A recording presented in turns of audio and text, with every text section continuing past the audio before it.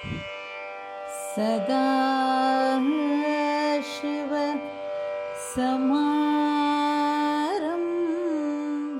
விவேகம், வைராக்கியம், சமாதி ஷட்கம், முமுக்ஷுத்வம் என்கிற இந்த 4 சாதனங்களுக்கு தான் சாதன சதுஷ்டயம் அப்படின்னு சொல்லுவார். இந்த 4 சாதனம் வெறும் வேதாந்த தத்துவத்துக்காகவே வேணும்னு இல்லை. இந்த உலகத்துல எந்த ஒரு காரியத்தை நன்றாக சாதிக்கணும் என்னாலும் இந்த 4 கண்டிப்பா வேண்டி இருக்கு. இப்போ ஒரு குழந்தை படிக்கணும், நன்றாக படிச்சு பரீட்சையில பாஸ் ஆகணும், அதுக்கும் இது வேண்டும். முதல்ல என்ன வேணும்? விவேகம் வேணும். எனக்கு என்ன வேண்டி இருக்கு, எது வேண்டாம். நான் நல்லா படிக்கணும், படித்து இந்த பரீட்சை எழுதணும், பரீட்சையில நான் பாஸ் ஆகணும், அதுக்கு என்ன பண்ணணும், எது பண்ணினா நான் பாஸ் ஆக முடியும், என்னால் பாஸ் ஆக முடியும், எது பண்ணா பாஸ் ஆக முடியாது என்கிற ஒரு விஷயத்தை முதல்ல நல்லா தெரிஞ்சுக்கணும். இதுதான் விவேகம். இதுக்கு தான் விவேகம் அப்படின்னு சொல்லுவார். இதுக்கப்புறம் வைராக்கியம். எதனால என்னுடைய படிப்புக்கு தொந்தரவாகுமோ அது எனக்கு வேண்டாம், கண்டிப்பாகவும் அது எனக்கு வேண்டாம் அப்படின்னு அதை விட்டுடணும். இதுக்கு தான் வைராக்கியம் அப்படிங்கிற ஒரு சப்த அப்படிங்கிற ஒரு பேர். இதுக்கப்புறம் என்ன? விவேகம், வைராக்கியம், சமாதி ஷட்கம். இப்ப எது படிக்க வேண்டி இருக்கோ இது படிக்கிற போது என்னாகும், இந்த மனசு எங்கெங்கயோ போயிட்டு இருக்கும். அதுவும் நிறைய பேருக்கு இருக்கும், குழந்தைகளுக்கு அந்த மாதிரி இருக்குமே. இந்த படிக்கிற போது மனசு எங்கெங்கயோ போயிட்டு இருக்கும்.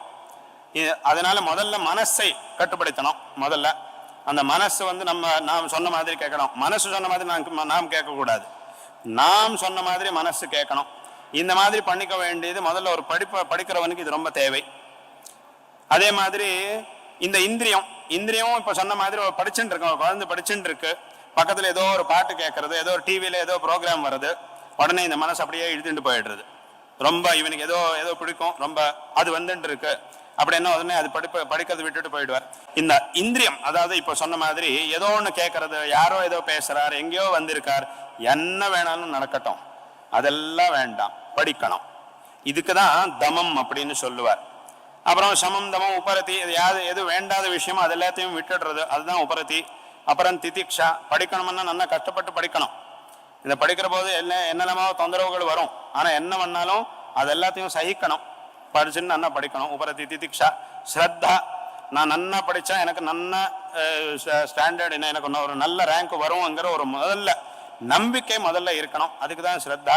சமாதானம், இந்த கான்சன்ட்ரேஷன், அதுக்கு தான் கான்சன்ட்ரேஷன் சொல்றோம். அதே மாதிரி கடைசியில முமுக்ஷுத்வம். அங்கே முமுக்ஷுத்வம்னா எனக்கு மோட்சம் வேணும் என்கிற ஒரு இயற்கை.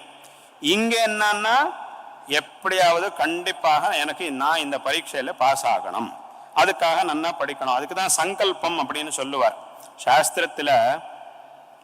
இதுக்கு சங்கல்பம் அப்படின்னு சொல்லுவார். என்ன ஒரு காரியம் பண்ணணும் என்றாலும் முதல்ல நமக்கு வேண்டியது மனசுல ஒரு திருடமான சங்கல்பம். நான் எப்படியாவது இந்த ஒரு காரியத்தை பண்ணி முடிக்கணும் என்கிற ஒரு திருடமான சங்கல்பம் வரணும்.